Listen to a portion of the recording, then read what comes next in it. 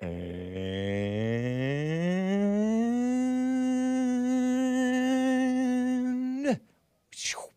we are live. It is 9:01 a.m. U.S. Pacific Standard Time here in Los Angeles. Tuesday, February 7th, 2023 AD. Just checking my audio feed on Odyssey. Did you know I am on Odyssey, as well as YouTube and DLive and Facebook? Let me open up my live chat here. I'm a little behind. A little unprepared. We have a fun loosey-goosey Tuesday show for you guys, though. Talk about those transgender parents. So-called parents. What a mess. I have the problem in America is this gun culture. I've been meaning to get that. I have a nice little flashback for you guys, courtesy of Art from Ohio. People have been using this clip, I've noticed. I've noticed at least one person using this clip, some blacks, from 2020. Why didn't you stay in Mexico? To some father in Missouri or somewhere, or Minnesota, I forget, or Michigan. Overreacting because his son came to him crying because he was experiencing racism at school. A little kid. Why didn't you stay in Mexico? Good question. It was a question that was offensive to some people back then in February 2020, last time I covered it. I have a black victim cartoon to play for you guys. You may have seen a little bit of it on the Jesse Lee Peterson show earlier today. Eat your lunch, blacks. There was a Black History lunch, first day of so-called Black History Month, that it was funny because it had chicken and waffles and watermelon. What's the problem? Oh, it's a harmful racist stereotype trope of black people and their southern cuisine. Huh? Makes sense of that. It doesn't make any sense. Because all they can cry about is harsh words and making fun, making light of the blacks. You can only make light of the whites. You can only mock and hate the whites. What a mess. All that and your calls if you would like to call in. But anyway, guys, you know what? Before I do that, I forgot. It's so-called Black History Month. I have a song for you. This is... Oh, can you play like the slave clip that's inside of the music folder as well? You can actually start that right now. It's not a slave clip. It's just how to pick cotton video. And this track is entitled, I'm Troubled in Mind. It's a Negro spiritual. Shout out to the Negro spirituals. Enjoy, guys, and happy so-called Black History Month. I'm wearing my Men's History Month t-shirt. I'm Troubled in Mind, and inside of that music folder, it's the clip inside of there. I'm Troubled in Mind by Spiritual Workshop Paris are the people who sang it. It's so nice. I've played it for you a few times already over the years. Here it is.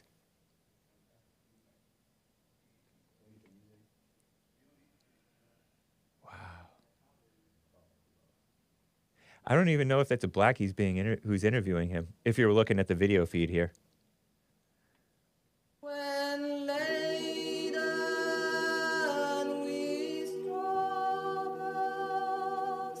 and burdened with grief, to Jesus in secret our God revealed.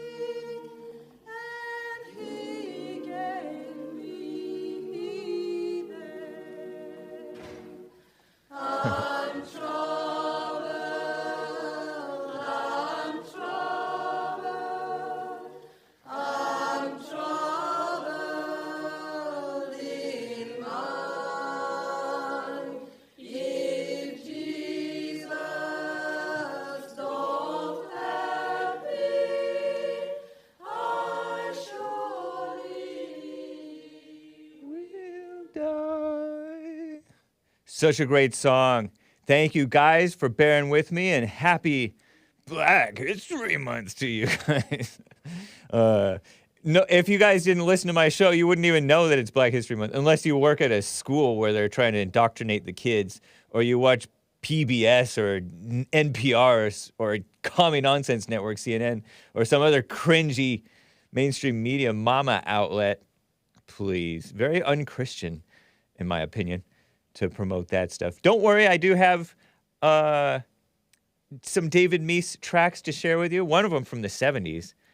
And, okay, so I am wearing my Men's History Month t-shirt. We celebrate Men's History Month and White History Month, not Black History Month. Because Black History Month is to divide. Men's History Month is to unite, and so is White History Month. It's about love. Black History Month is about hate. Men's History Month. And it has Booker T. Washington, who himself was a slave, up from slavery. Ever heard of it? It's a book. Read about it. Nice. The First Amendment. Read about it. Now I feel depressed, Hake. Don't worry, Chris. I'm troubled in mind because the world is, if Jesus don't help me, I surely will die. Anyway. So, guys, let's get right on with the show. Nice. Don't worry about it. This is nice. I can hear the airplane sound. We're having trouble with Sam, maybe, or I'm overloading the system with too much Hake music. Hake music is 1, 2, 3, 4. Oh, it's the Hake Report. The Hake Report. La la la. Oh, it's the Hake Report. The Hake Report. La la la. Hey guys! Oh, it's the Hake Report. The Hake Report. La la la. Oh, it's the Hake Report. The Hake Report. La la la. So, how you guys doing? I am fine. Did the song worked, right? Yeah, it worked. It blasted me, but it seemed like maybe it was people pressing 1 on there, on the live chat. So I could be wrong. But anyway, thank you. Nicolas is sitting in as guest board operator for Hassan. Hassan had to step out for a few. All right?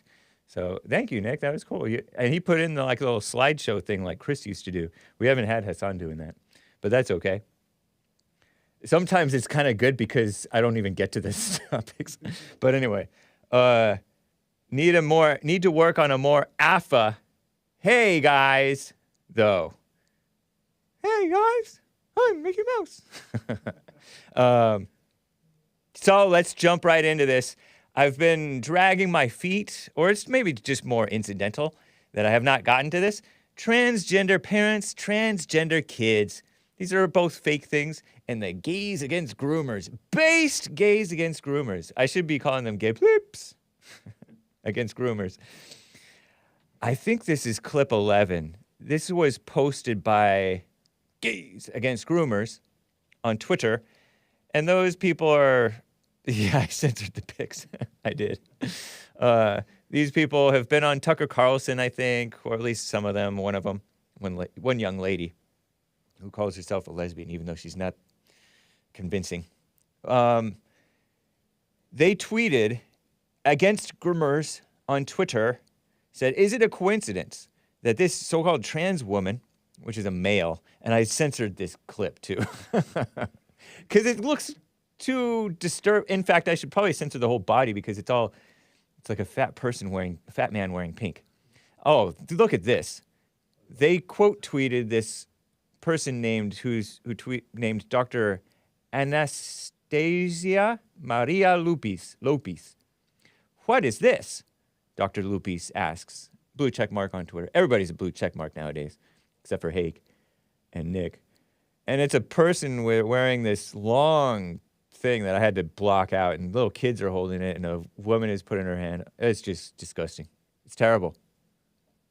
I think that might be a POC guy who's dressed up in that garb. I guess, I don't know if is at a so-called pride parade, and this Hispanic young lady or Iranian or whatever she is, Persian maybe, or who knows what, is bringing her kids or little sisters or nieces or something, or babysitting kids. So it's just terrible. And I censored it because hake is family-friendly, child-friendly. I will have you know, this person called into Nick's stream complaining that I talked about an interracial dating slur. And I haven't looked into it. But anyway, it's terrible stuff. It's gross. And, you know, Gabrielle Union took her stepchild, Dwayne Wade's son, to a pride parade when he was like 12 or 13. And now his son thinks he's a daughter or something like that, Dwayne Wade. He's a Black Lives Matter supporter. It's ridiculous. Here's this clip 11. It's a 2-minute, 47-second clip, which is a bit long, perhaps, but they write, is it a coincidence that this trans woman, meaning a male, with a trans partner, who knows, has not one but 2 transgender kids, so-called? Of course not. Here they are fighting for the right to mutilate their kids before puberty. I censored a little bit of the words because, you know, this is a family-friendly show. This is not good parenting. It's child abuse, alleges Gays Against Groomers. Here's the clip of the man talking. Or he calls himself a woman, I think. But here it is. My name is Amber Mum. I use she, her pronouns. I'm a member of the St. Cloud Hive of the Parents and Allies of Trans Youth, the Transgender Movement for Liberation, and a member of the Tea Time Support Group run by the Aliveness Project. I am also a proud transgender woman, but more importantly, I am the mother of 2 wonderful transgender and gender expansive children. I drove down from St. Cloud to show my support for House File 146 and thank Representative Finke for introducing such an important and life-saving bill to protect trans children and their families at such a critical time for us. As you may be aware, there's a torrent of damaging, ill-informed, and outright malicious legislation. That's enough. That's fine. Who cares? That was plenty. No, that's enough. But that was, what was that, human error? Was that your error on your part? Okay, cool. Yeah, Nick made a mistake. Oops. and saved us from that long clip. But anyway, he's from St. Cloud, Minnesota. She? They were supposed to call him she. Lin Yen Chin would call him a she. Nice edit, says Nugget Man. You know what? I feel like I didn't censor it enough. Nick says he can start from where he left off. I don't know. I don't know if it's necessary. You guys get the picture, right? Thank you for the edit. Had to mute this disgusting degenerate, says stalled century. Yeah, it's understandable. We got the point, Hake. Yeah, thank you, Nugget Man. Thank you, Nick. It was a... I don't like that word. I don't like the term happy accident. It was an act of God. God guided his hands. Chris never made any mistakes, says Dasher Brett. Joel never did that. Lin Yen Chin would call him broken sexual. Maybe. Call him broken gender. Nick did that on purpose. Thank you, Nick. What are the odds that both of his children are trans? One of them is transgender and the other one is gender expansive, he said. I'll have you know. Lady Seasow, I disavow. She says, where's Tatface with his blade when you need him? I, of course, disavow. We do not need Tatface contributing to the mutilation of gender expansive children, which he wouldn't do that anyway. He's a good-hearted soul. We all need to overcome our anger, and it crops up in different ways, in many ways. I'm getting lightheaded. I feel like I Hassan right now. I apologize. I should have expanded because I covered up his face. I really should have covered up his pink shoulders too, because he was wearing like a pink sweater thing, and it just didn't look right. Gender what? Gender expansive, Jabby. Let's talk about the real problem in America right now, guys. This is a tweet from Morgan Freeman. Morgan Freeman. Let me see. Did I put it in the folder? I don't even know if I put it in the folder. Hold on. Morgan J. Freeman. I'm going to copy this and put it into the folder. Nick. Boom. Pasting right now. Morgan J. Freeman. Gun family hate is newly pasted into the folder. Morgan J. Freeman is not to be confused with the actor who is black. This man is white, I guess. Black-hearted, black on the inside.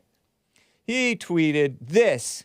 This is the problem! Exclamation mark, exclamation mark, exclamation mark, exclamation mark. Oh no, just 3 exclamation marks. MJ Free on Twitter. This was from last week. And I think this guy is trolling. He's a dad, TV producer, filmmaker, Vedic meditation practitioner, human rights and racial justice advocate. And he doesn't act.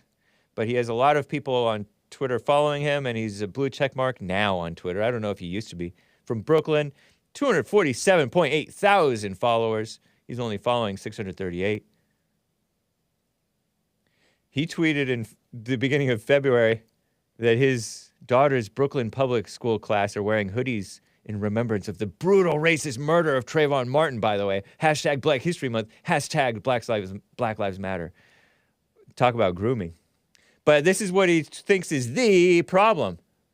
And it's a photograph of a white man. A manly-looking white man, young man. In his 30s, I would guess. Maybe late 20s. Maybe mid-20s. Maybe early 20s. Although, I would guess late 20s, 30s. Maybe even 40s. Anyway, he's maybe he's former military or something. Maybe he's current military. He has, like, tattoos on his arm. Bulky guy. Fit, healthy, and then he has two strapping young lads, his purported sons, perhaps, sitting in a cotton field, or is that a cotton field? I don't know. And a little daughter, cute little daughter too, little white children, 3 little white children, and this man, I'm calling him a man. The problem, says MJ Free. This man is holding a AR-style assault weapon of war, over his shoulder. What is that, an AR-15? I don't know. I don't know my guns. And then his boy looks like he's holding a pump-action shotgun rifle. I should have censored these guns. And then his other boy, his older boy, is holding a pistol, an assault pistol. What is that thing called? A magazine-fed semi-automatic assault pistol. I don't know what type of pistol that is. I don't think it's a Glock. I only recognize Glocks. And the little girl is not obviously holding anything, although her... Let me see your hands, little girl. Let me see your hands. We're taught that hands kill. We in the police force. I'm not in the police force, but... Little girl may or may not be holding anything, but the replies to this are funny. That guy dead in the center, that's the problem, says in the replies Ricky Flores. Yeah, that's the problem. How is this the problem? What's the problem? Looks like a family man, I would assume. And the boys, those boys probably wouldn't errantly shoot one another. Unlike some black children who've shot and killed one another by accident and then shot themselves. Remember that story? I've covered it before, talked about it before. Because they were not properly trained, whereas these guys, they look like they're trained with proper respect for their guns that they're holding. I don't know if that's the problem. And yeah, maybe this guy is holding this. I've never taken a photo like that. My family wasn't anti-gun. But, different strokes for different folks. What's the problem? Is it a problem because these guys would vote against gun control? And gun control candidates, meaning the violation of our Second Amendment? Is that what the problem is? Because I don't picture any of these guys being for, I don't picture any of these kids growing up to do mass shooters. Because most of the time, children with fathers in their lives involved and proper don't do the mass shootings. It's usually when they have a mother, they're living with their mother, have a strained relationship with their father, they're on drugs, psychotropic drugs, or whatever you call that. And stuff like that. It might be a little trolly. And trolly, I don't know. Is trolling a problem? Is trolling the problem in America? I don't know. Dash Dobrovsky tweeted, "Men who need guns are not men." Is a Mr. Big News. He's like a Zoomer who's studying, I guess, poli-sci and history in UCLA, and he has a Substack, and he has a bunch of followers on Twitter, I gather. Men who need guns. Men who need guns are not men. There's a guy named Luke Rudkowski, who is from We Are Change, who said, yeah, real men use tampons. Sorry, kids. Sorry, ladies. I am sorry. I don't like that. And why you got to be dissing my Ukrainian people like that? Nuance Bro, who's been on the Fallen State with JLP, says, so you're saying the Ukrainians are sissies? Yes. Sorry, Kevin Howe. Morgan J. Freeman is a piece of work. I think that he just trolls people. I think he's just literally like trying to troll people, this Morgan J. Freeman guy. Because he was tweeted out just earlier last month, in this house we believe Black Lives Matter. Women's rights are human rights. No human is illegal. Science is real. Love is love. Kindness is everything. He tweeted that picture of, he tweeted this sign out. Love my neighborhood. I've taken so many pictures of signs in yards like that. When I first encountered them, like 2 years ago, 3 years ago. So silly. Oh, his pinned tweet from before he pinned the tweet about Trayvon Martin, his daughter wearing a hoodie for Trayvon Martin, the thug, who allegedly attacked George Zimmerman. His pinned tweet before was, all I want for Christmas is a Trump indictment. And that was from a couple months ago, Christmas Adam, December 23rd, the day before Christmas Eve, 2022, all I want for Christmas is a Trump indictment. For what? Give me a break. Yeti F. I'll skip that one. The replies on that. The problem in America, that family, really weird. He uses 1 weekend a month with the kids to take this photo, says Thomas Newman, who is a sleazy guy who's profiling this guy as a, you know how men are separated from their children? When there's a conflict, they're broken up with the woman, the mother of their children. And so this guy's profiling the white man, or gender profiling the man. It's genderly profiling the man as not being allowed to be in his son's life except for 1 weekend a month. What a sleazy person. I wonder if he were to profile a black like that, or if he profiles blacks like that so freely, or is he just a coward who attacks men because it's fashionable to attack men, like a coward? The girl in the center, says Helen Robbins. Aside from the obvious, why are they in a cotton field? Asks Adam Thomas. Because cotton fields are cool, and they're American. How about that? Chris Henson tweeted, Is this one of the AI art things where someone used the prompt American family? And he feels like he probably thinks that's a slur. I don't know if he thinks that's a slur, but anyway. American family?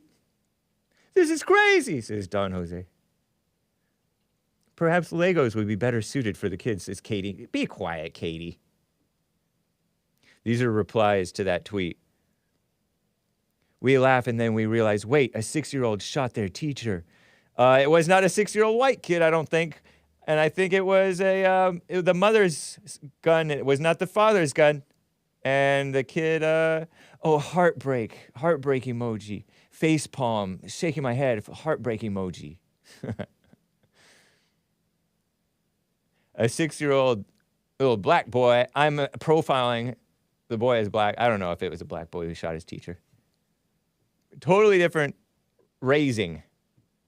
Mr. Send Help, who tweeted that. The difference between men and power. What is this statement? Blah, blah, blah. Oh, yeah, here. The difference between the men in power of this generation versus the previous generations is that the last two generations experienced the horrors of war, World War II and Vietnam. Men ages 40 to 60 were raised on Rambo and Arnold Schwarzenegger movies. I don't know. You have no clue about this man. This man looks like he could have been a veteran. I guess the dad felt he couldn't trust his daughter with a manly gun, says Coldie Oldie. Oh, somebody tweeted they hang out with the Boberts. They girl doesn't get a gun because she has to cook and clean. Nice. Lauren Bobert, I guess that's her family. She has 4 little boys. She should be home with them rather than trying to be a Congress female. You know what I mean? You know what I mean, Jelly Bean?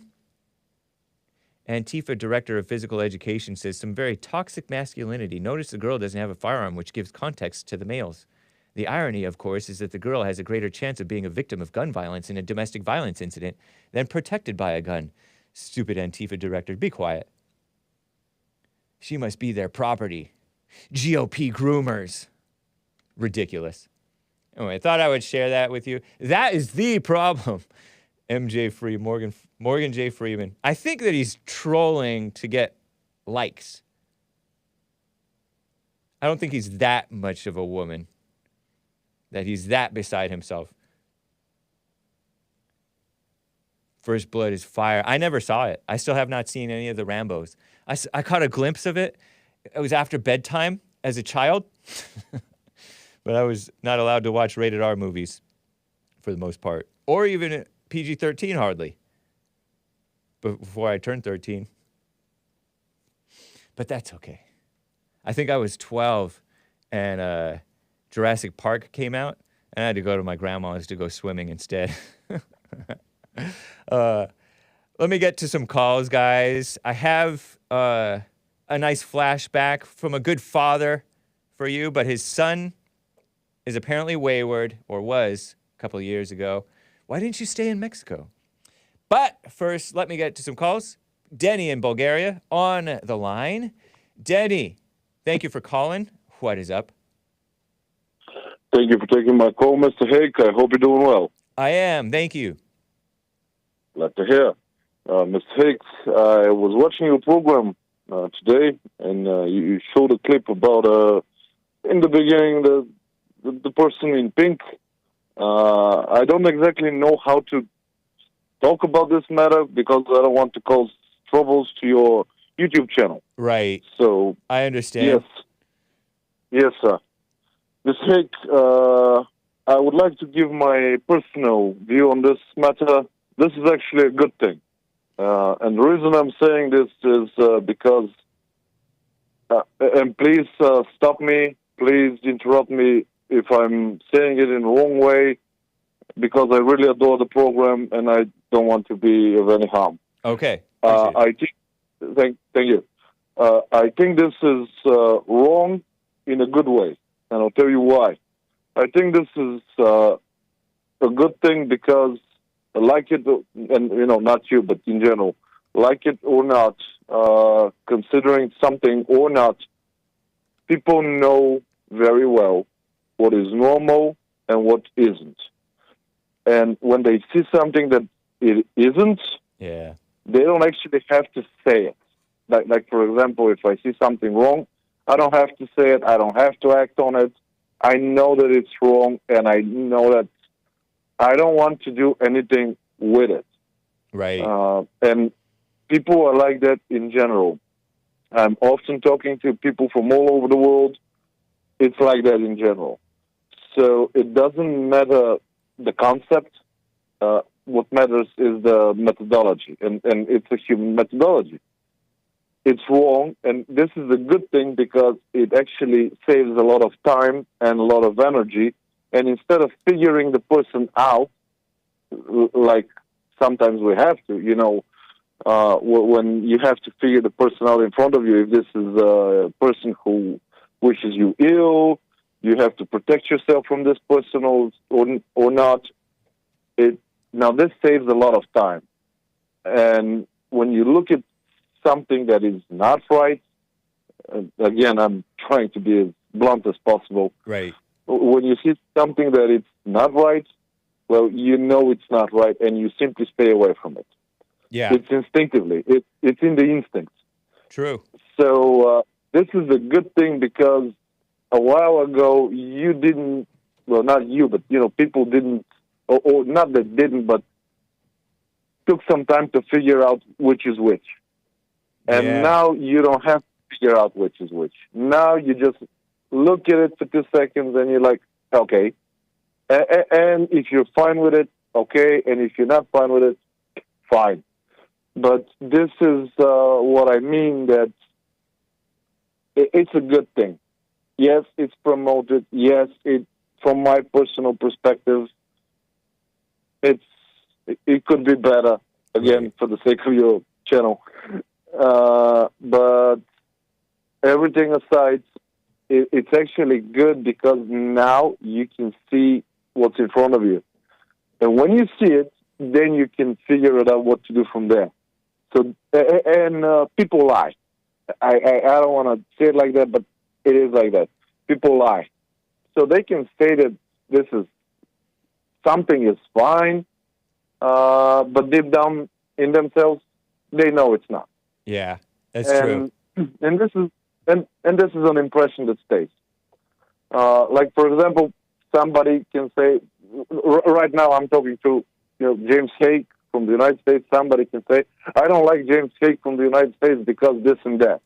They can say it, but that doesn't mean they think about it, right? That they might be lying. So people can say a lot of things. Just because somebody said something doesn't mean it's exactly like that. Right. And usually not. It's I guess it depends on the sector. True. So this is why I wanted to highlight this thing, because although it's odd, it's indeed a good thing because it provides a signal. Yeah. And that signal is very, very useful because it takes a lot of time to, if the person in front of you is trying to hide something, it takes a lot of time to figure it out. But if the person in front of you has all of the cards on the table, well, it's pretty easy, and it saves a lot of time. Yeah, that's true. I appreciate that. It is pretty obvious evil, and it's a shame what a useful idiot many people have become. But I guess that's the way of the world. I guess that's all of us, really. It's just kind of a mirror of how we are, kind of maybe an extreme example, but it's really dire, our situation, until we're really past it. Because we can sit here and judge that transgender guy, but that makes us as bad as him, judging him. Indeed. I wasn't actually judging. I was highlighting an example. It wasn't even about this person. It was in general. Right. If I have but Mr. Hague, may I say something else? Okay. Yeah. You've mentioned that you haven't watched any of the Rambo movies. Uh-huh. I was maybe 7 or 8 when I watched the first, Wow. which I believe is best, with my father. My father is ex-military, Nice. and it was remarkable because we didn't have DVDs back then. I'm born 32 years ago, so he had to pause a lot and explain to me.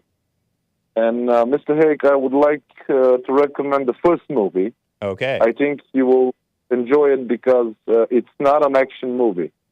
There is action in it, but it's not an action movie.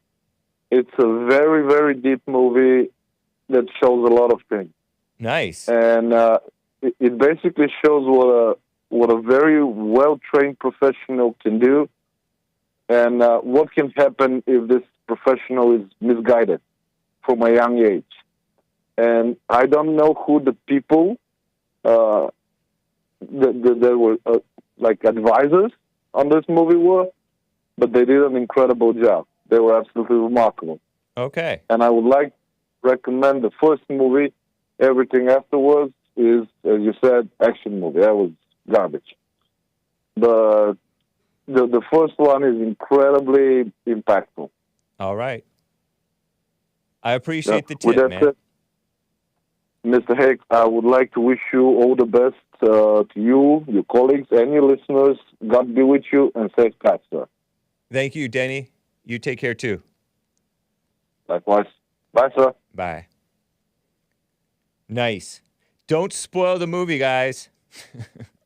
Rambo came out, 40 years ago, roughly, give or take?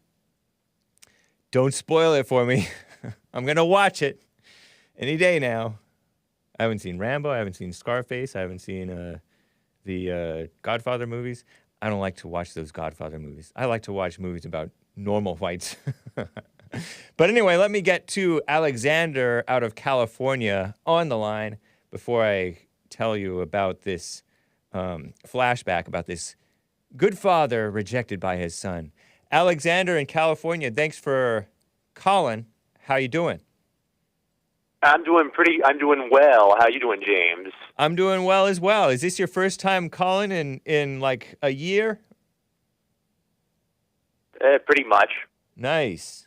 How was your break from Hake? It's been pretty good. Right on. That's good to hear. You working now? Yes. Cool. What did you want to talk about?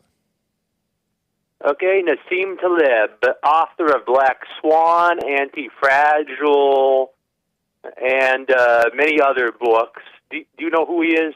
I do not. I feel like I've heard of the name, perhaps, and I've heard of some of those books, I think. So, but I don't know him.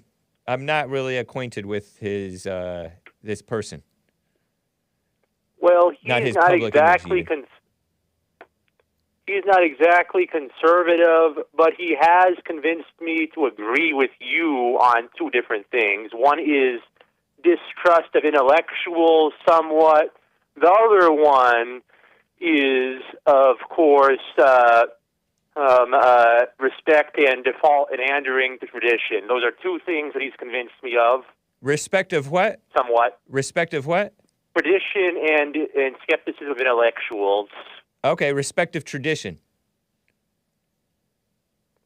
You said. There's like Christianity. I used to be a big John Saying follower. Now I still believe in anti-racism, but I see a lot more value in tradition now because of the Lindy effect. You know what that is?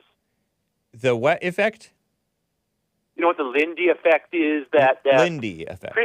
Basically, Christianity is probably never going to get abandoned fully by people because it's been around so long. It anti-ages. The Lindy effect is that abstract ideas followed by people do the opposite of age, because the longer they've been around, the longer they're going to be around, abstract ideas. Interesting. That's a Nassim Talib. And also, I hear you to a large extent express your skepticism of intellectuals. Now I kind of get why, thanks to Nassim Talib. Oh, right on. What did he say that made you kind of get me on that? Well, you know what skin in the game is? Whatting the game? Skin in the game? Skin in the game. When you have skin in the game. Yeah, I know when you have skin in the game, that means you have something to lose or gain. Yep. So pretty much intellectuals, because their because their end products are ideas, they pay almost no price for being wrong, or a lot of them pay no price for being wrong, intellectuals. Right. So some intellectuals have now received a little bit more skepticism from me. Like, I am less of a fan of Sam Harris now. Oh, okay. I think I understand that. Yeah. And pretty much, I still am an anti-racist, which I'm sure you abhor anti-racism. You hate that idea. So it's definitely silly. We agree to disagree on that, I guess. Right. Nice. Okay. So yeah, pretty much, and that's the deal with intellectuals. But I also believe in Marx's theory of alienation, which is pretty much that the less a worker has to do with production, the less they know about it. So that's why an executive at a company probably will know less about a product than the worker will. So me and Nassim Talib both believe in Marx's theory of alienation. I don't know if you've heard of that. The theory of alienation, and that's what you Yeah, just have you heard of that? described. That's what you had just described. I'm sure I hadn't heard of the theory of alienation. I heard of Marx though. Karl Marx.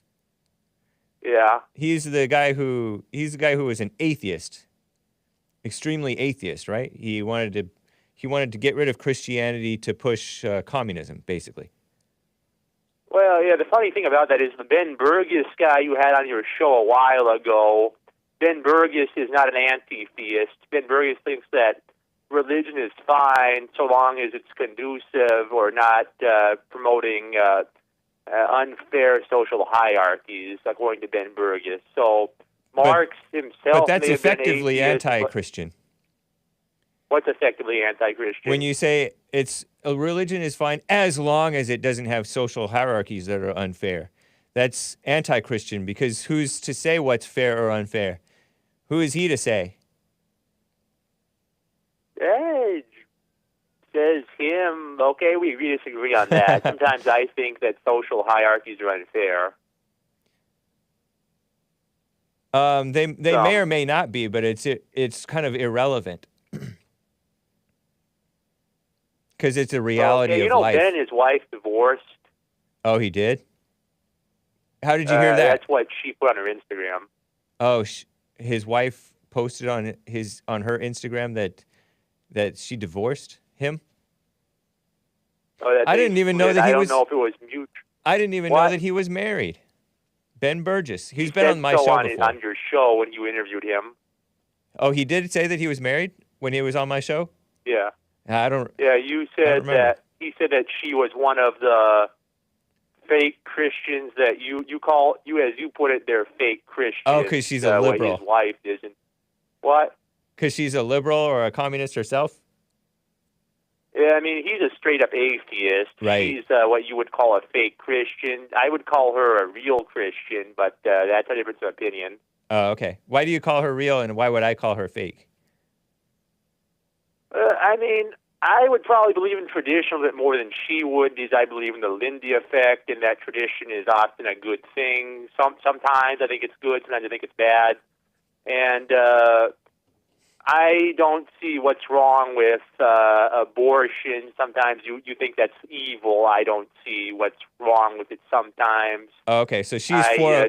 So are you saying that she's for abortion maybe more often than I would be? And so for that reason, and others, I would call her a fake Christian, you would suspect? Yeah, I think that ultimately that's the biggest difference between socially liberal and socially conservative. What made you tell me, when we were talking about social hierarchy and fairness and unfairness, what made you tell me that he is divorced now? This Ben Burgis guy who said, give them an argument. He wrote a book called Give Them an Argument, and he has a picture or a drawing of, if I remember correctly, Ben Shapiro on the cover. Facts don't care about your feelings. And then he's trying to tell liberals in the left to be better at arguing with the right rather than just calling them racist all the time, which they are racist, but also argue with them with good arguments. That's the Ben Burgis, right? I think we both agree that some people on the right are racist. What? No, I don't agree with that. Oh. But that's the Ben Burgis you're talking about. What made you tell me that he's divorced now, or his wife posted on IG that they're divorced, according to you? I mean, I just saw that on their IG. Her Instagram account used to say Ben and Jen. Now it just says her name, so that's kind of a telltale sign. I just figured you'd like to know about that. Oh, okay. So you just... It was just a side note. Yeah. Okay. That didn't have anything to do with the social hierarchy conversation, did it? Or did it? Yeah, maybe it does, because I think they're more permissive of divorce than would a guy like Matt Welsh be. Matt you know Walsh. that is. Not Welsh. Walsh, man. Matt Walsh. Walsh. Yeah, you're talking about the Daily The Wire Daily Wire guy. Yeah. He's been on the Jesse Lee Peterson show. Yeah, just about every guy in the Daily Wire is a Christian besides Ben Shapiro. I noticed that. I did notice that. Isn't that nice? I mean, I would vote for Bernie Sanders. None of those guys would. Oh, okay. Yeah, so you're not necessarily pro-Christian just because they're Christian. What do you think is anti-Christian?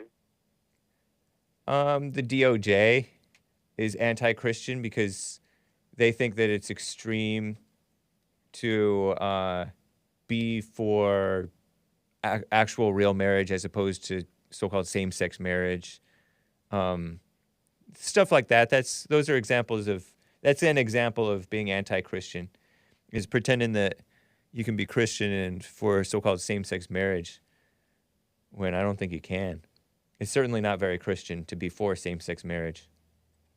Maybe a Christian who has some blind spots would be for it and then overcome that in the future. I don't know. Okay. Yeah. I mean, Nassim Talib, he has said that you're not this supposed guy to take Nassim, Nassim Talib, he's not black. He is Lebanese and so-called American, and he is 62 years old, and he's a writer. Yeah, he's a friend of Gad Sad, the guy who was on Jesse's Fallen State a while back. Oh, really? Gad Sad, he's a Lebanese yeah, they're Jew. like, isn't he a Lebanese Jewish guy? Gad Sad? I mean, Gad Sad's an atheist, but Gad Sad is just about as conservative as Jesse. Oh, by Jew, I mean by heritage. He's Jewish, of Jewish descent. Gad Sad is. I didn't know he was atheist. Yeah. Gad Sad was on the Fallen State with Jesse Lee Peterson. I think that's how I know that he's Jewish, and I think he's Lebanese, right? Isn't he Lebanese? Something like that? Yep. Talib has also said that religion is a survival heuristic and that it's made to keep populations surviving. That's what he argues. That's why he says that traditions should be followed. Nice. Well, man, it's interesting hearing from you again, Alexander. I wish you well. Have a nice day, Hake. You as well. Take care. Nice guy. Bernie Sanders is a socialist, says Père Dibert. That's true. He's not a Christian. In fact, I think he's like Jewish, but he's an atheist. You do the math. And I saw a clip of him speaking briefly, continuing from what I was talking about with Alexander from California. Bernie Sanders, I saw a clip of him I just happened to, a few years ago, tune in to a little bit of Big Bear's live stream at one point, or a clip of his. You know, he was at the men's forum. His name is, what's Big Bear's name? You remember? Yeah, go ahead. Owen Benjamin? Owen Benjamin, yeah. I don't know why I call him Big Bear. It's easier to remember, I guess. Owen Benjamin. How do you forget that name? Nice American, white American Christian name. And sort of a Jewish name, Tribe of Benjamin. Shout out to the Tribe of Benjamin. I guess that's more Israelite. But he played a clip of this guy, Bernie Sanders, who's a joke of a person. I don't respect him at all. Okay, I should respect him, right? I respect everybody. But they pretend like he's this honest person. Oh, I'm an honest person.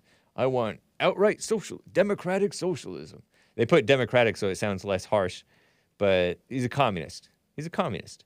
Same thing, right? Well, he's evil. He's a democratic socialist. He's for evil. A senator out of Vermont, so-called independent, but then he runs as a Democrat. Yeah, a communist is a liar. He's a liar, so he's a communist. I guess every man is a communist. Maybe 1 in 1,000 is honest, and then not one woman among them all. Not one woman among them all. It's in the Bible. I was seeking and not finding. I found one man among 10,000, and not one woman upright among them all. So all of us are a bunch of dumb commies, dumb liberals with anger. So pardon me if I'm judging Bernie Sanders, but the point is, guys, Owen Benjamin played a clip of him talking to like a classroom, to students or something, I think. Maybe one of you guys can dig this up. And he said something that I had never heard before, that there are different stereotypes of different people. And he said of Jewish people, because he's Jewish, so he knows this stereotype, I guess. I had never heard it before, that they have a stereotype or a reputation of being more sexually perverted. I don't know if he said perverted. Sexually immoral or twisted or freakish or something like that. I don't know if he used any of those words. But as I thought about it, there's some truth to that, I think. That they push it, promote it more openly so. And maybe even in the Bible times they were having that issue. But, I mean, it's a human nature problem. But something about the permissiveness is very strange and wrong. Wrinkle Hands Bing Bong says, Jevivivs, meaning Jews, are degenerate AF, degenerate America first, hey? That's what AF stands for. Kids, believe it. I don't think he means America first. I mean, that's what the Nazis were burning books of that. Some of the Nazis were book burning of that type of stuff. Oh yeah, pornography and all that stuff. Yeah, very unchristian. Not good. And so I had no idea that was a stereotype. Because I grew up around Mexicans and Asians and some whites. And a little bit we would go into Pasadena and see some blacks in Monrovia. Shout out to the blacks. And then when I moved out here, now I see there's a Jewish neighborhood around here. They don't seem to be so openly degenerate around these parts. It's just a nice neighborhood. But anyway, that's the point. I guess if you can call it a point.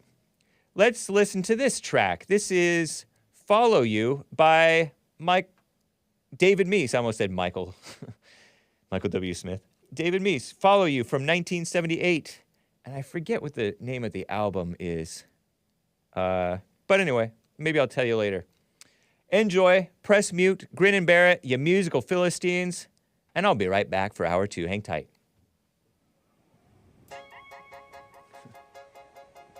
Loving you, feeling like I never thought I would. What a change I feel inside.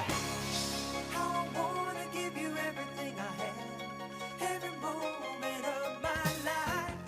So don't let me compromise. Don't let the spirit hide deep inside. I want to follow you, travel anywhere you want me to. Follow you, travel anywhere you lead me to.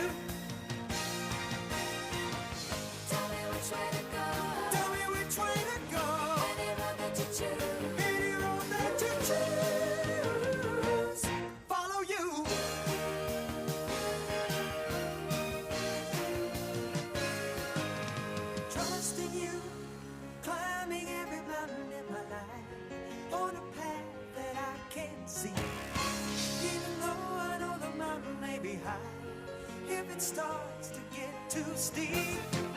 Don't let the heart grow weak.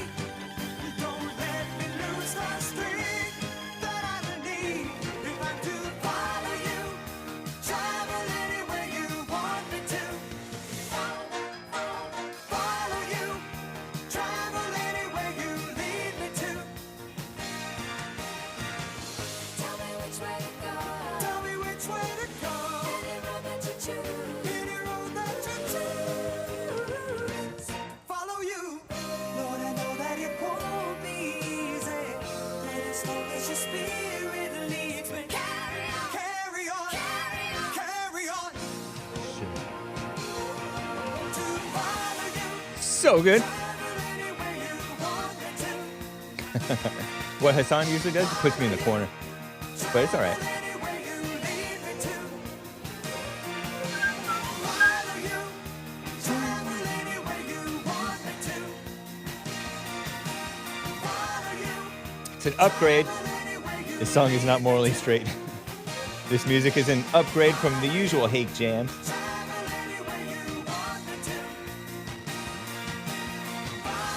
This song makes me wish I still smoked pot. I disavow. Another gem from the hate collection.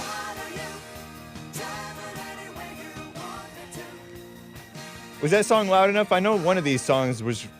I have it kind of quiet. Sorry, guys. He's talking about following Jesus or God. Nice. Point Fire says, gay. I disavow. Montage of me roller skating, says Ivana Spencer. Nice.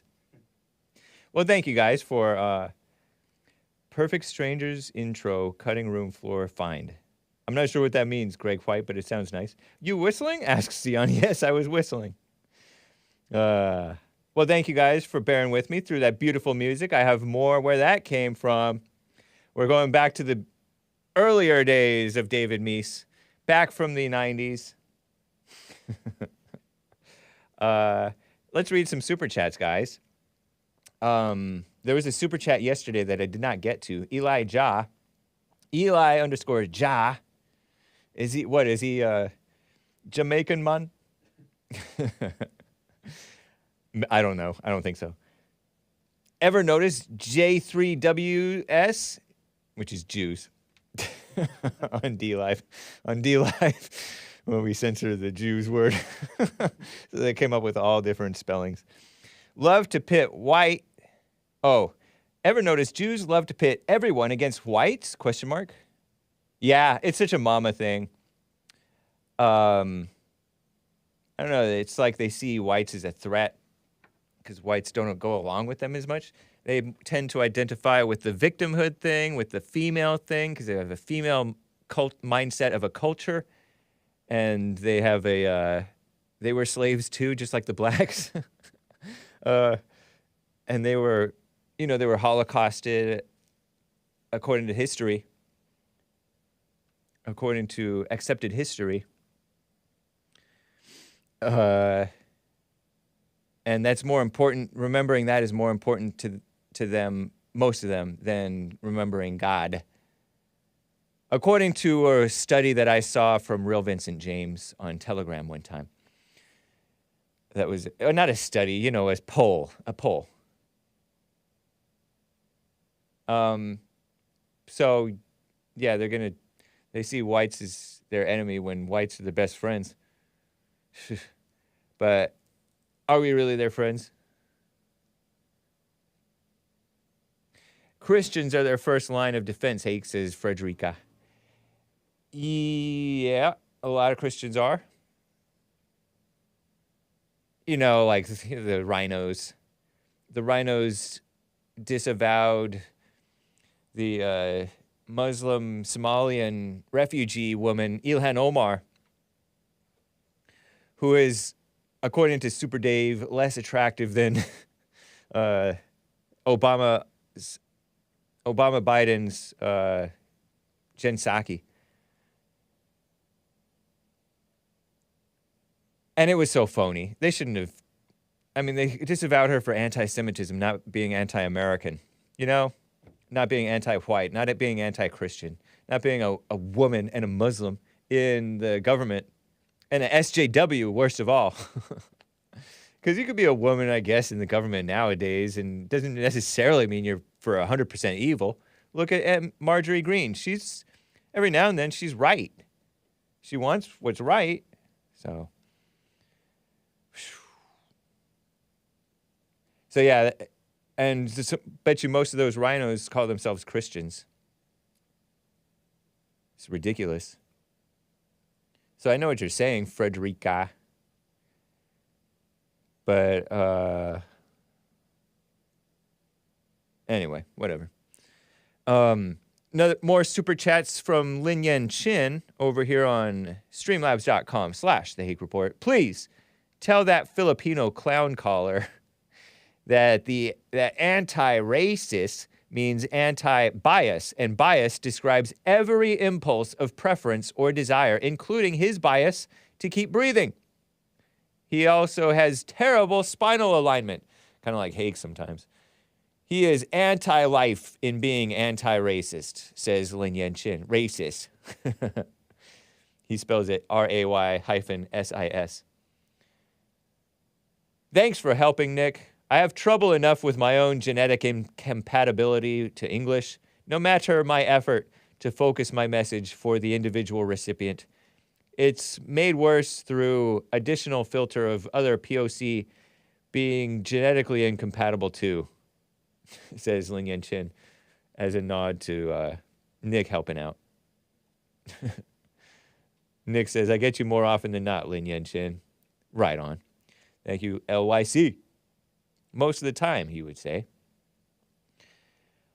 Part of the reason I don't really get into this Jewish thing like you guys, some of you guys want me to, is because I don't really want to just give you what your itching ears long to hear. You can hear that on any other show. And second, like, they're not my primary audience. My primary audience is blacks, whites, Christians, and Hispanics, and women. Yes, women. Listen to the Hake. The ladies love the Hake Report. And I may be using the term loosely at times, but probably more ladies per capita listen to Hake than voted for Biden. If you know what I mean by actual real ladies. More ladylike. The Hake listeners are more, the lady Hake listeners are more ladylike than the average lady Biden voters. And I use the term for them very loosely. We love the ladies. And so I like to talk to the Israelites about the Israelite mess, because there's some Israelites who listen to Hake. I like to talk to the whites who are harsh Jew critics, and sometimes some of them are Jew blamers. And it's not good to be a blamer. And I like to talk about the blacks because it's just entertaining. I mean, I'm sure that some of the blacks that I talk about may not be listening to the show. Hake doesn't know ladies from men, though. Didn't I cover up that guy's face? I think I know. Anyway. I like to address, because it's kind of like what JLP does. He points back to you and points back to me. It's something that's more pertinent to my life and yours. But there are some Jewish people Jews who listen to Hake. Do you like them? Do you like them? I love boomers and Jews and blacks and women, even the gays, but not the transgenders. Just kidding. Totally kidding. I love the transgenders too, if I love anybody. Here's a flashback now, guys. Why didn't you stay in Mexico? Oh, yeah, you saw that? This collage? This was from February 4th, 2020, the Hake Report. There's a black man pointing with his phone, and a Mexican guy, I guess, Hispanic guy with some gray hair. And he looks like he's laughing, and I think he is laughing. And then there's, who's that guy from, what did you call him? George Costanza. Yeah, there's George Costanza. Doesn't he kind of look like that guy from, what's that show? Seinfeld. I got this from M Live in February 2020. Not morally straight show. I don't know. I liked Seinfeld. Fewer of them were Jews than you might expect. Some of them people thought they were all Jews, but I don't think they all were Jewish people on Seinfeld. But okay, I have some. Let me show the headlines first. Here's the headline. Why didn't you stay in Mexico? School diversity and inclusion meeting turns volatile. And it's from M Live, Michigan, mainstream media outlet. A conversation about diversity, equity, and inclusion at Saline area schools quickly turned volatile on Monday morning. This was in the morning when one parent, meaning a father, asked another so-called father why he didn't, quote-unquote, stay in Mexico. And this meeting was called because headline 2 from earlier, January 28th of 2020, act of racism in a Snapchat group. Oh, what can you, how many lynchings can you do on a Snapchat chat group? You can't. You know, like, so what harm did this do? Nothing.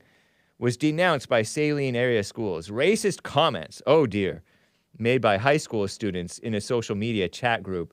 Oh, so young people being normal young people on social media, and the school had to denounce it and call it diversity and inclusion meeting. Talk about phony. Talk about that phony world that the academia world lives in. This is like a high school students. This was in high schools, but I think one of them was a middle schooler, or maybe he's a high schooler. I pictured young. I pictured like young elementary school. But these are high schoolers? In high school, that's when you're supposed to be racist. And junior high. At least that's when the bad kids started coming into my school and being all anti-white. And then headline 3 I'll get to later. I'll get to the headline 3. Let me play this clip. Clip 10A from this meeting. Here's you'll listen closely and hear the Mexican father or Hispanic father, brown father, saying his son came home crying. And so I'm picturing a little kid. Maybe they're high schoolers. If he's a high schooler crying, what type of father is this? Here it is. I remember when I went to his bedroom to say goodnight, and he was crying because of the abuse that he was enduring in this school system. Then why did you stay in Mexico? You need to leave. That is disgusting. Look, he's laughing. Now he's like straight faced, and then he's laughing again. That's indicative of what our kids are experiencing. Comments like that. Black guy. And he's sharing a story right now, and that's indicative of what our kids are experiencing. So this is the kind of community.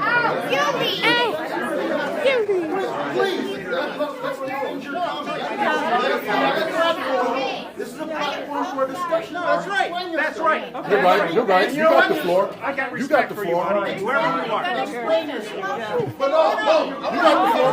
Hey, you interrupted. He's acting like he wants to hand him the mic. You interrupted the chat. All right. Let me answer the question. He asked me a question. Now he wants to answer the question. Mexico? Because this is the greatest country in the world. Oh yeah. Oh yeah. It's not your turn. It's not your turn. You get the mic last. Okay, you get the mic last. Here's the thing. We're going to have Tell her to have a seat. Don't tell her to have a seat. Oh my goodness. So that's the famous clip that went viral, somewhat famous. And you may recall that. Let's play that GASP again, because that GASP 10B is the GASP. It doesn't include the part about why didn't you stay in Mexico, but it's the reaction immediately after. This is the clip that Artie Art wanted after he says something wild. Here it is. You need to leave. That is disgusting. So now, if you guys didn't know the context, now you know the context. Shout out to this man. What was the name of this man? I think I have pictures of this guy. Of course, they doxed him. Let's see. That guy's who was called George Costanza. His real name is Tom Burtell, based father. What kind of a meeting is diversity and inclusion? Let me get my spittoon, because that's ridiculous. Shouldn't have any diversity and inclusion. Those are false values. It's not a value at all. That's me spitting in the spittoon. Shout out to the real Mr. Mad. Thank you, Tom Burtell, for speaking some sense. They overreacted because it was sensible. And you'll notice that the Hispanic guy, Mexican guy, I guess, father, was all laughing. And then he tried to get a serious face. Oh, let me be serious. And then he couldn't help but start laughing again. One, because it's so shockingly racist that it's funny. Racism is funny because it's true. Why didn't you stay in Mexico? Come in here complaining. Oh, he came all the way up from Mexico, all the way up. Michigan is way north and cold.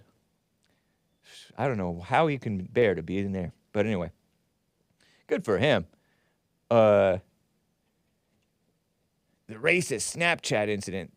The media didn't used to call stuff racist. It used to say, oh, what people called racist, because they didn't actually know what racism was, because it doesn't exist. But now they're just calling it racist, because people are just calling everything subjectively, willy-nilly accusations. Nick says, like his kid's experience is so unique. You want to chime in on this, Nicolas? Yeah, just with that comment right there. Trying to get myself on. Yeah. I think that knee-jerk overreaction to him, right? They're missing, because they're going to go to like, oh, why don't you stay in Mexico? And they've been trained that's like a racist thing. Right. Like, go back to your country. Yeah. But what you can see you can see just the plain truth on what that father's saying, Burtell. Right. It's Tom like Burtell. like as if your kid's experience is so unique, like as if you're the only one who gets like. I know. I remember crying when I was a little kid. With some girl who was all mean, and I came home crying. I cried to my mom. But it wasn't because it was racist talk. It was I forget what. I couldn't run as fast as she could. Something like that. She had these long legs. Girls grow up taller. So I was all mad.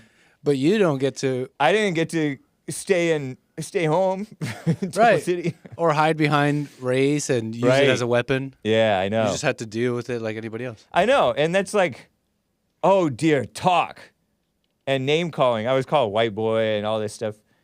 And maybe that's kind of wrong, but that's how kids are. And that's the way of the world. And you should grow up and get tough. This father is acting like a mama. My son I came home to my son's room to say goodnight, and he was crying. Shame on you. Yep. That shows you how weak of a father you are, man. Yeah, he revealed himself by saying that he got emotional over seeing his kid crying, whether he was or not. And it is funny because the truth is thrilling to hear. It's like Trump used to say, Tucker Carlson wrote an article in Politico back in 2015 or 2016 that the truth is thrilling. And that's why Trump is catching on so much, because it's shocking and true and right, And so this Tom guy is right. But these busybody, what's the busybody? Busybody ladies who are meddling in stuff and pretending white knighting for the, maybe they're not normal whites. A lot of Jewish people are anti-racist. But some whites are brainwashed to be anti-racist too, normal whites. Yeah, the crowd felt bad for him. Yeah, mama spirit all around the room, overreacting to a sensible man telling the truth. And you know what's interesting about this conversation or this statement about go back? I got calls back in the day when I first covered this from a young lady who's African but loves America. And she was like, I was told to go back to my country. And so this go back to your country talk, people have a trauma about it and they resented that. And so they feel like that guy was wrong for saying, why didn't you stay in Mexico? And there was another man who called, who also loves JLP and Hake, who is Hispanic, and his parents were Mexican, and he came here and became a veteran and fought supposedly for the country, whatever. You know, they claim they served the country. They serve themselves frequently, right? They're getting nice perks being a veteran. There's some nice perks being a veteran. I know that they're not treated the best necessarily. The VA is kind of slacking. And the country's corrupt and the military is getting worse and stuff like that. But still, like, you get some nice perks better than in the private sector frequently, being a veteran. Like, we're supposed to respect you, you're like, that makes you more American than me. Oh, you know, like all that mess. And these people, these two like POC foreigners, mad at me for defending the go back to your country type talk. Well, how about the whites who are seeing their country go away from what it once was, the greatness that it once was, and being a little perturbed and saying, like, you know, how about our freedom of speech? You know what I mean? And then it's interesting because these guys who are perturbed at the go back to your country talk or stay in your country talk, they normally love the whites. So it's very interesting how a trauma about go back to your country, about that phrase, or stay in your country, can make you turn on the whites whom you're supposed to be friends of the whites or white allies. I don't like to use the word allies. Nick, you want to comment on this again? Just last thing, going off what you're saying. Yeah. They fail to see the, I don't want to say offense, but they fail to see they fail to see just how rude it is to have that default position of getting angry at go back to your country. Right. Yeah. No understanding in that. There's no love, no understanding coming right. from that side. Yeah. Have some understanding for the position of the person who's frustrated at you coming in and crying racism at us. Yeah, some of us don't treat you that well. That's the way of the world. Nobody treats anybody well. And I like the whites who are more frank. You know, like the old school guys like Asmodor and others who just speak their mind. We need more of that old school, cover your ears, kids, whole American men who are just speaking their mind, and the young POCs like resent the old man, but they also respect him. And that breeds more love in the country rather than punishing the white man for speaking like a man and speaking like a white and speaking his mind and saying something legitimate. Very female-oriented, this anti-racism stuff. Very un-Christian. So that's the throwback. And here's a little bit more detail. Let me actually jump to the Sun. Show the third headline there. Headline 3, the Sun calls the dad racist. I didn't know this. I hadn't covered this, I don't think. The son of the man who's been the subject of widespread backlash since asking a parent. Notice they didn't say father, because he's no father. Why he didn't stay in Mexico during a community meeting Sunday is speaking out against racist and xenophobic, or xenophobic if you're Sleepy Joe Biden and you can't pronounce it properly, behavior. And this son is a lame-o. Is that a word? It's the toughest word I can think of. Sorry, guys. It's I don't like using that word too much. What a shame. Poor Tom Burtell, who has a few children, asked a provocative question. A provocative meaning real. Here's what the son said. The son of a man who's been called it racist again, xenophobic behavior. Matthew Burtell is the son, maybe the eldest son, I don't know, of Tom Burtell. And Matthew Burtell is no Tom Burtell, because he's a little wuss. Sorry, kids. I almost said wussy wuss, but I didn't want to go too far with this. Matthew Burtell graduated in 2014, so he's a dumb little know-it-all. Sorry, kids, don't say dumb too much. So he's 6 years out of high school at this point in 2020. Saline High School, with siblings still in the district. He said he wanted to voice how his views differ from his father's. So he went to the media and talked crap about his dad. Don't say crap, kids. He said it gave him a sinking feeling. I was horrified, said Matthew Burtell, a U.S. Navy veteran. Pooh! People who join the Navy. No, I'm not going to say that. I was going to say they're not morally straight, but you can't be.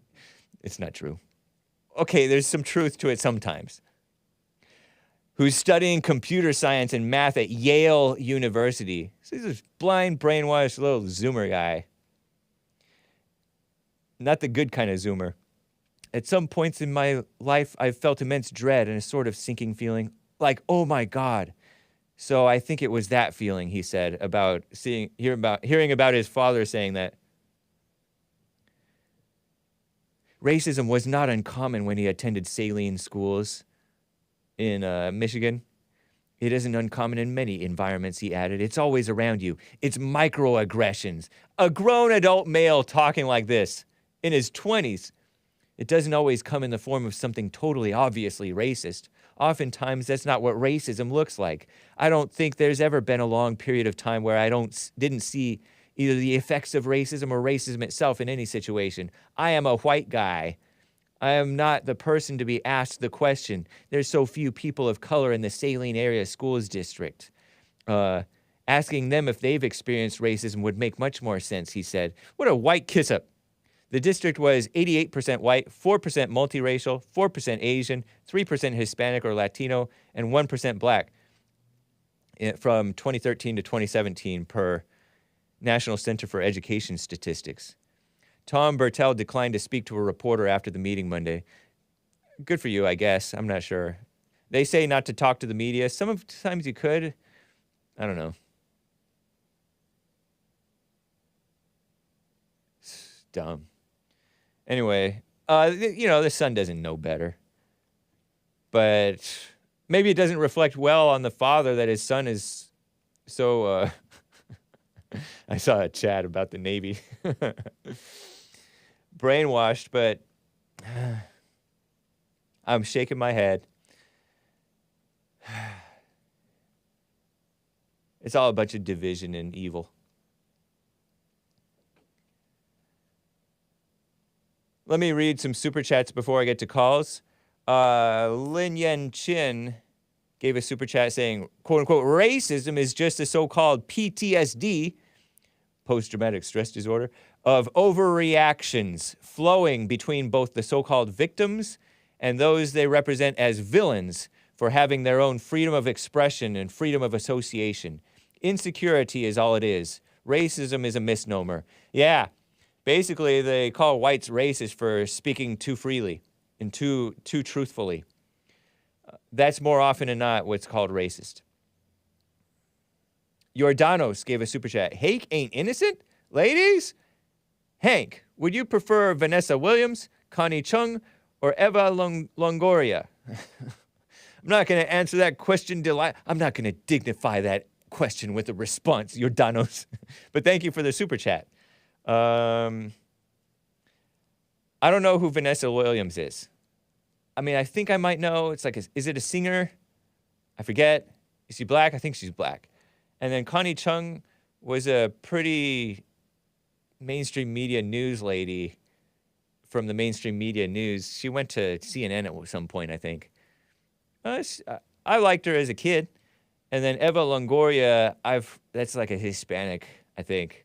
A white Hispanic, but not very white, a brown Hispanic, but they're considered white.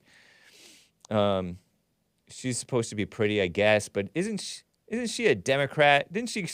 Is she one of the ones who spoke at a Democrat thing? That's like an instant, ugh. I didn't want to use the term turnoff, but it's what that is.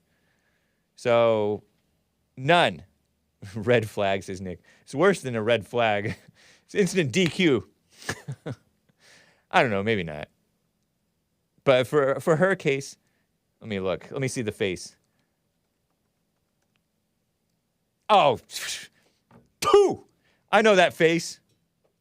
Yeah, she spoke at a couple of DNC things, Democrat National Convention things. Yeah, so no, Eva Longoria. Pooh! I think she used to be pretty, but all that blew out the water when she went to, I heard that she went to the DNC, and then I saw her snooty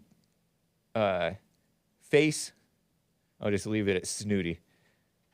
Connie Chung, now that's a name I haven't heard in a while, says Jake N35. I know. Those are quite different generations. Let me look up Connie Chung. Oh, thank you. You have pictures? There's Connie Chung. I mean, she's old there. She's a little too old now. And too much red in the lipstick there, in my opinion. Or maybe not enough makeup in the top of the face to make up for the red down there. I don't know. Whatever. But she used to be attractive. There's Eva Longoria and her snooty face. I mean, without any context, you would think that that's a mildly attractive young woman, I guess. Not that young. She's older than me, I think. Too much red lipstick. That's Vanessa Williams? Is she a singer? Or no? A rapper? Is that Vanessa Williams? I think it is. No, I'm not. I'm uncultured, so don't let me make you doubt yourself. Vanessa Lynn Williams is an American singer, actress, fashion designer. 59 years old? Come on, Cian, what do you think I am? That's her too? Oh, she got white in her. Look at that face. Young Connie. There's younger Connie Chung. That's too young. Like, it's not too young, but it's definitely younger. She still has like an old face there. I don't know. She was crowned Miss America in 1984. Oh, okay. Well, Vanessa Williams is more white. But anyway. Delilah, don't be asking me these questions. Didn't I lie and say I'm not going to dignify this question with a response? Sion says, Vanessa Williams, fire, fire, fire, fire. Is she a liberal? Did she speak at the DNC? I think Connie Chung turned out to be a liberal. She's Steph Curry black, says Daniel. Yeah, because Stephen Curry has a lot of white in him, too. Terrible. What a mess. Man, how embarrassing. Let me get to some calls. Let's get to Frederick in Los Angeles, California. Frederick, thanks for holding. Thanks for calling. How you doing? Good morning, Hank. How's it going? Going well. All right, all right. I was looking at that video you was playing, and how did you come to the conclusion that the man that was blurting out, blatantly interrupting this guy was in the right? Yeah. How did I come to that conclusion? Yeah. Because I take sides, and I take the sides of what's right. Take sides. That's right. That's the biblical question, right? Yeah, it is. Don't be bringing Jesse's show onto your show now. Right. No, but to answer your question, other than the fact that I do take sides, and perhaps I should be a little bit more aloof, if that's the right word, because that's a sensible question. When you're handling kids with kid gloves, you don't need to be doing that. You don't need to be babying children when they're crying and blaming the whites for it, and this imaginary racism stuff, you know? So that's why. Let's get back to the base of the question. What? Go ahead. The base of the question. Stick to the base of the question. I jump around subjects. You agree I'm a messy speaker. Right. I'm trying to be better. Nice. So he's right. Explain to me how blurting out is correct and how teachers would deal with it in the classroom if they were trying to get to a conclusion or solve problems. Teachers are mama, and we're having this was a conversation, and in a conversation, sometimes you blurt out a question when it comes to your mind to do it. In the real world, sometimes you get interrupted by an important question, and that redirected the whole conversation. And this guy was not saying anything. He was talking about, he was giving some lame sob story, and then this educated black man says, "This is indicative of what our kids are experiencing." What, common sense? Yeah. So anyway. No, the whole meeting was about inclusiveness in their community, right? I know, that's a stupid thing to be about. Country. He didn't tell him to go back. He said, "Why did you come?" Oh, true. Daniel points out. Daniel points out he pretty much said, "Quit complaining." Daniel points out he pretty much said, "Quit complaining." You don't have a right to complain about your neighborhood. Nope, you don't. Especially not as a man. Okay. Yeah, and he's giving his secondhand complaints because his neighborhood near you. When blacks move to a neighborhood, hold on, man. Hold on. He's giving secondhand complaints because his kid is crying and his kid is soft. Because he's soft. I understand. Yeah. I understand. Yep. When we move in your neighborhood and y'all say, "Go back to where you came from," we're gonna tell y'all, "Go back to your country." No complaining about your neighborhood. That's because that's because you're hateful. No, you just made this is our country. Example. I'm trying to follow your example. No, you're not. You're trying to troll me. You're trying to pretend to hold. I'm trying to put the shoe on the other foot. No, you're being a communist. They're putting the shoe on the other foot. That's not trolling. That's not putting the shoe on the other foot. You're being a communist. That's a dishonest statement. No, you said. Yeah, it is. Don't complain about your neighborhoods, but I hear whites complaining about the neighborhoods all the time. Right, because their neighborhoods are disappearing by way of the government and the invasion. But you just invasion. said don't complain about your neighborhood. That's what he's in there doing, and he's saying go back to your country if you don't like your neighborhood. Right, but this is whites' country, and the whites' country is being invaded. This is our country. But you can't complain about it. Yes, we can. This is our country to complain you about. You said don't complain. Only whites can complain about it. No. Is that what you're saying? No. If any other race complains about it, you got to go back to your country. I see what you're saying. You're being silly. You're being silly. I'm trying to follow you. Frederick, if you were being honest, you would admit that man is soft. That father who is complaining about his crying son is soft. No self-control.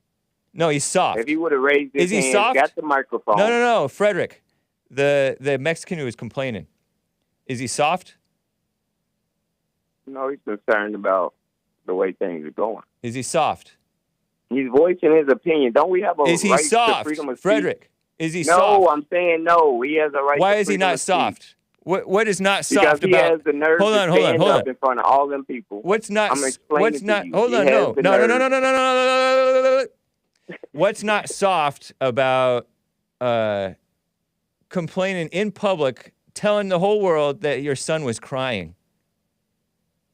What's not soft about that? Yeah, what's not soft about that?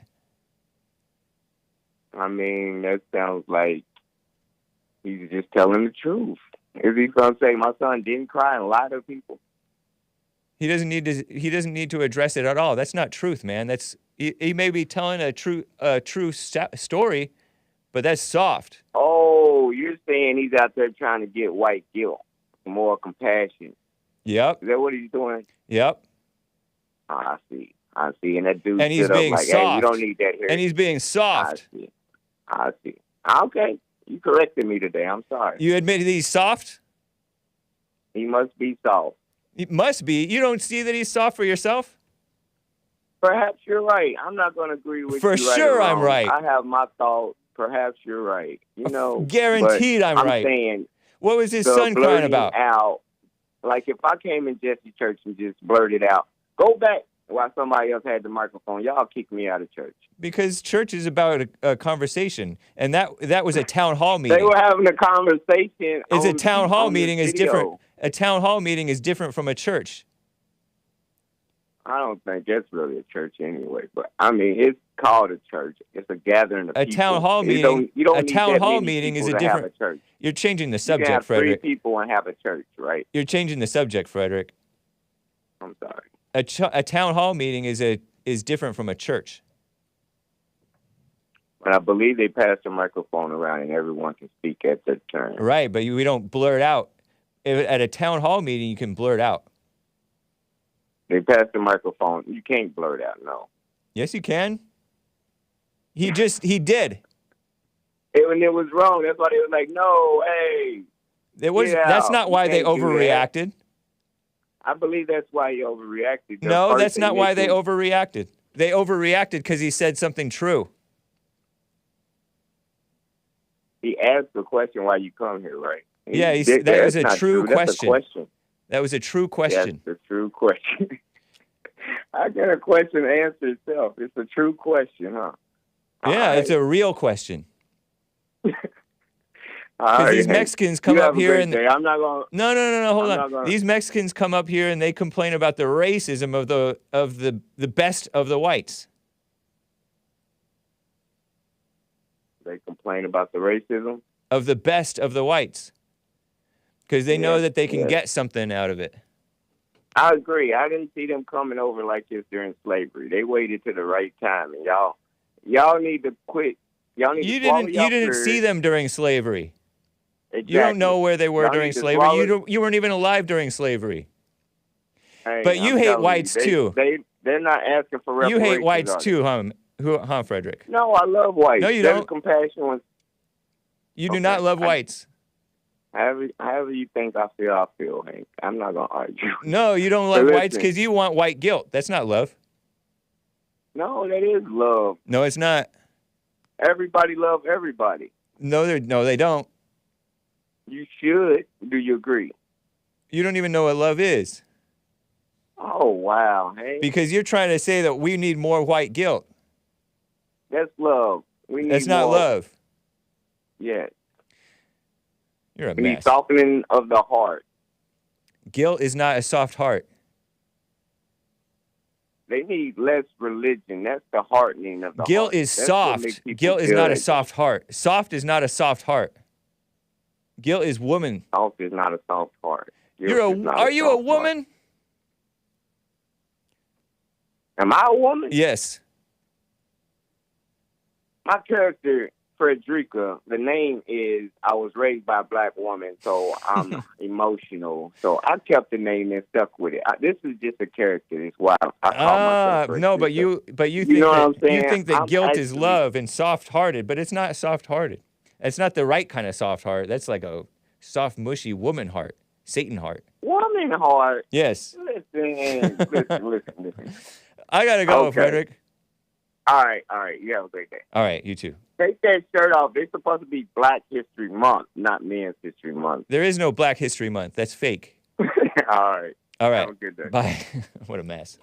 Speaking of Black History Month, let's get to this Black victim cartoon. Seen in part on the JLP show.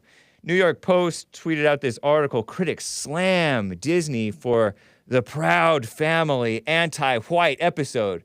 And the backlash stemmed from a Juneteenth episode of The Proud Family.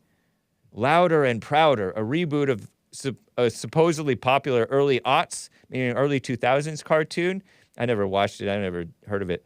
That aired on it now airs on Disney's streaming service, Disney+. The backlash stemmed from a so-called Juneteenth fake holiday episode from June 19th, I think it is, of The Proud Family, a reboot of the popular... Oh, I guess it's pasted it twice. Conservative writer Christopher Rufo so-called conservative, reshared the video on Twitter, originally posted by End Wokeness, calling it pure critical race theory. And so End Wokeness tweeted out this clip 12. This is a scene from Disney Plus kids cartoon called The Proud Family. Blatant anti-white propaganda. And you heard an earlier part on the JLP show. And I have an even longer clip, but I cut out the earlier part, so you don't have to bear with it so badly. Characters sing a tune about how America has still not atoned for slavery and systemic racism. And that you heard on you might have heard on the JLP show, or I skipped that part. But here's the clip. Enjoy. You enjoy this cringy clip. Here it is. 40 acres and a mule? We'll take the 40 acres, keep the mule. new. We made your families rich. From the southern plantation heirs to the northern bankers To the New England ship owners, the founding fathers, former presidents, current senators, the Illuminati, the New World Order, slaves built this country. We had Tubman, Turner, Frederick D. Then they say Lincoln freed the slaves. But slaves were men. And women. And only we can free ourselves. Emancipation is not freedom. Jim Crow, segregation, redlining, This is public a song? schools, feeding private prisons where we become slaves again. As we celebrate Juneteenth for the umpteenth time, our account is still outstanding. Cause this country was built on slavery, which means slaves built this country. And we demand our 40 No, they acres and a mule. Bump that! You can keep the mule. Keep the 40. We're taking our freedom. So I guess this was a talent show? A school talent show? Oh, look at those smiling girls. One white girl, supposedly. Maybe she's Jewish. Oh, my goodness. Black people are such posers. Can you hear you can hear the posing in the voice. I'm shaking my head. Slaves built this country, and we, the descendants, they did not. We, the descendants of slaves, I know some of them may have helped build the White House. I heard. But they were paid. We, the descendants of slaves in America, have earned reparations. No, you didn't. For their suffering. No, you didn't. And continue to earn reparations every moment we spend submerged in a systemic prejudice, racism, and white supremacy that America was founded with and still has not atoned for. Please.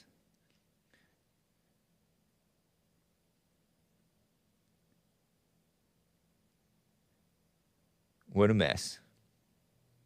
Somebody's all, thanks for sharing the absolutely excellent clip. How great to see the truth of history in a way kids can understand. Oh, Lord.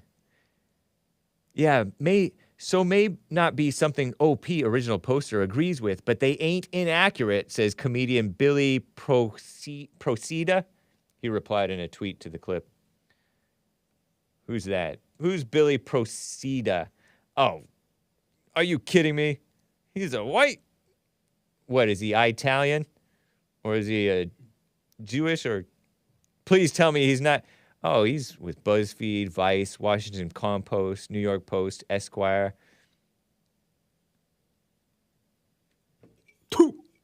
I almost did a throw up thing, but I don't like vomiting.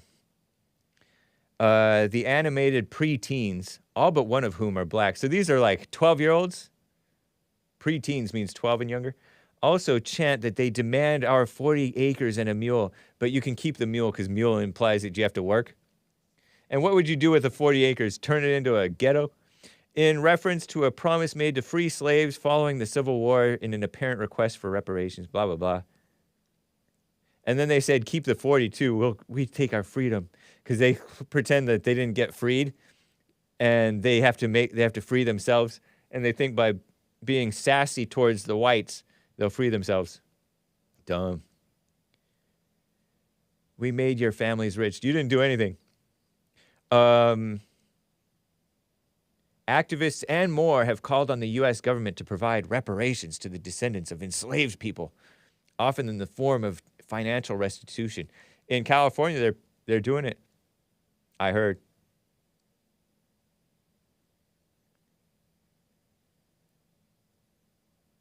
From the southern plantation heirs to the northern bankers to the New England ship owners, the founding father, blah, blah, blah, blah, blah, blah, blah. Eat your lunch, blacks. Common Nonsense Network reports, Aramark apologizes for insensitivity of a school lunch served on the first day of Black History Month. Did you hear about this? I mentioned it on the JLP show in the Hake News. A middle school, I don't know what middle school is. I guess it's, 4th or 5th grade through 8th or 9th grade or something like that. I went to junior high. We didn't have middle school. We had kindergarten, elementary school, junior high, and high school. And then college. The middle school in New York and its food vendor, Aramark, apologized. Cowards. Kiss-ups. Oh, 6th to 8th when Daniel was in school, he says. That family, by the way, that we covered was supposedly a proud-to-be black family. Not proud of anything real. Their food vendor and the school in New York apologized after students were served chicken and waffles along with watermelon, the first day of Black History Month. A lunch menu offered on February 1st at Nyack Middle School in Rockland County was inexcusably insensitive. What's wrong with that? How is it insensitive? And reflected a lack of understanding of our district's vision to address racial bias, said David A. Johnson, the school's principal, wrote in a letter to parents. I'm shaking my head. We are extremely disappointed. Look at all this tripping all over themselves, falling all over themselves, apologizing. No wonder blacks hate us. We are extremely disappointed by this regrettable situation and apologize to the entire Nyack community for the cultural insensitivity displayed by our food service provider, wrote Johnson. David A. Johnson. Who is this person?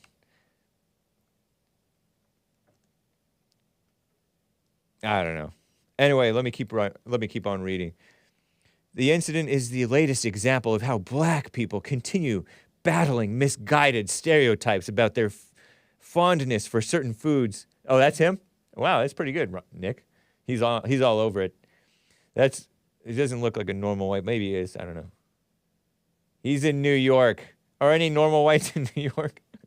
Other than Tat-Face Joker? Who is a... They were asking people if they want watermelon. Oh, doesn't that look kind of good? I've been to Roscoe's once or twice. Some people get killed. Oh, and it was supposed to be Philly cheesesteak and broccoli and fresh fruit. That was what this lunch was scheduled to be. I remember when I was a kid, we would get this schedule. Every day of the month, they had it all planned out, what the lunch would be. And I made sure to not bring my lunch on the one days that they had pizza. I would only have eat the school lunch when it was pizza. I would actually bring the money and pay for the lunch. You had to actually pay for your lunch back in the good old days. Black people continue battling misguided stereotypes. Who wrote this? This is from Commie Nonsense Network. Who wrote it? Nicole Chavez and Meron Mogiz-Gerby. Nicole Chavez. A white Hispanic. Misguided stereotypes about their fondness for certain foods and racist tropes against them. How is it racist? I guess New York blacks don't like that stuff? They don't like that? Everybody likes watermelon. I don't. I do not. I like the stuff that Trayvon Martin had. He had watermelon drink. It was not iced tea. It was Arizona watermelon cocktail. I would probably like that. Maybe watermelon Jolly Ranchers, although I'm not a big fan of Jolly Ranchers. It's too hard. Watermelon candy is probably okay, but I don't like watermelon. I don't like any type of melon. I don't like cantaloupe. I don't like... Papaya's okay. It has a little bit of a melon flavor, I think. Honeydew melon smoothie I can have. You know, if it's with boba. I don't know. My friend introduced me to honeydew melon boba. Whatever. Moving on. Johnson said the lunch menu changed from what was originally planned, as I pointed out. It was supposed to be Philly cheesesteak, which is not necessarily bad unless it has mustard or pickles or something gross like that. Mayo. Two. I do not like that stuff. Broccoli, okay, as long as it's not overcooked, I guess. Fresh fruit. As long as it doesn't have melon. I don't like the cantaloupe in the fresh fruit. James Montesano, the interim superintendent for Nyack Public Schools. Nor do I like melanin. I have no, what is this called? Compassion. Told the school has the district has a long-standing commitment to equity. Okay, so they're communists. I guess it's New York. It's par for the course. They're anti-white. It is our hope that this incident, February 1st, will be an opportunity to expand collective knowledge beyond sensitivity training regarding the racialized systems in which we all live and ultimately work towards undoing the negative impacts of these systems on our students. How negative is chicken and waffles with watermelon? Shut up. Montesano, he's probably Italian. Am I profiling him correctly? James Montesano, interim superintendent. Let's see this guy. I can't find him. In a statement, Aramark apologized for the unintentional insensitivity. They should have said, eat it. Shown by the company, but the menu was not intended to be a cultural meal. We apologize for the unintentional insensitivity shown February 1st, the first day of Black History Month. Stupid fake month. While our menu was not intended as a cultural meal, we acknowledge the timing was inappropriate, and our team should have been more thoughtful in its service. I don't know. I think I would prefer maybe chicken and waffles to Philly cheesesteak. It's healthier, more healthful. Broccoli is a little bit healthy. This was a mistake and does not represent the values of our company. We are committed to doing better in the future. They will partner with this school district to ensure their employees participate in training that aligns with NYAC school district's vision and commitment to equity-driven work. NYAC. Thank you, Daniel. Daniel knows. It's NYAC. He told me in my head. He's my producer today. He's probably cringing every time I say NYAC. NYAC. Wow, who knew? Daniel knew. Nicole Hines, of course, the president of NYAC branch of the NAACP, that's the National Association Against Colored People, and a parent at the same school district, meaning a mother, I assume, told Commie Nonsense that the parents and students were upset and confused about the lunch menu choices. Oh yeah, the students were very upset, I'm sure. Only the ones who were brainwashed by this evil parents. Nicole Hines said, we need to educate the folks who are in those spaces of doing those things on cultural competency and blah, blah, blah, causing harm. Adding these items together is going to cause harm for the students in the schools. We need to get these busybody ladies out of here. I think the district has an opportunity to do a couple of things as a community as a whole. JLP used to say that NAACP is no different from the KKK, or worse than the KKK. Black Lives Matter is worse, definitely. Back in 2018, 2 employees of Aramark were fired after the food vendors served a Black History Month special lunch menu at New York University dining hall that included ribs, collard greens, cornbread, smashed yams, mac and cheese, and 2 beverages, red Kool-Aid, and watermelon-flavored water. The university's Black Student Union back in 2018 described the menu as problematic due to the inherent stereotypes associated with Black people in Southern soul food cuisine. What, you don't like it? NYU no longer contracts with Aramark as its food vendor, according to the university's website. Ridiculous. They're never happy. You're never happy, and you never had it so good. Except, spiritually, you've never been so bad off. Perhaps. Anyway. This has been the Hake Report, guys. Thank you for bearing with me through it. I cannot get to all of the callers. Rick in Virginia says blacks are more into race than whites, and that's true. Everybody knows that. Oh, my gosh. They're encouraged to be that way. Let me double check for any super chats over there on What's Up, Rumble crew? What's up to the Facebook crew? On D-Live, DJ Onpa, or maybe it's Jean Paul. Says, stare into the camera when you use the spittoon. Thank you, DJ On Paul. Jean Paul.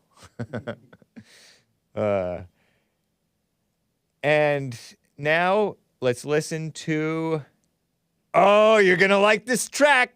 David Meece, Never Gonna Serve Anyone Else But You. Enjoy.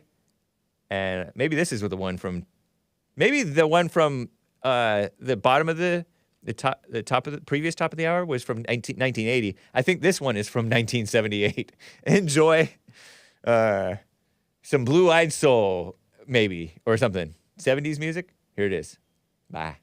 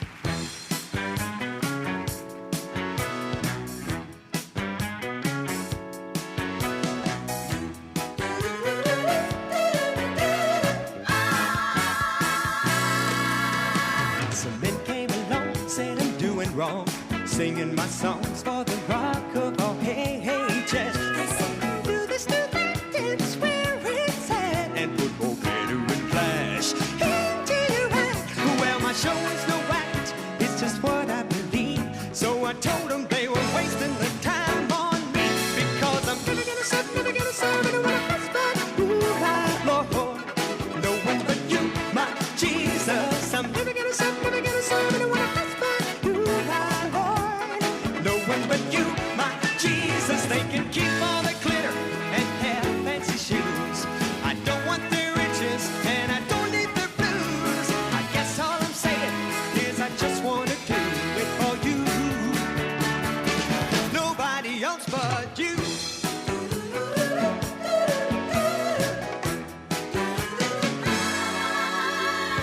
They went right on trying to sell me the song and kept telling me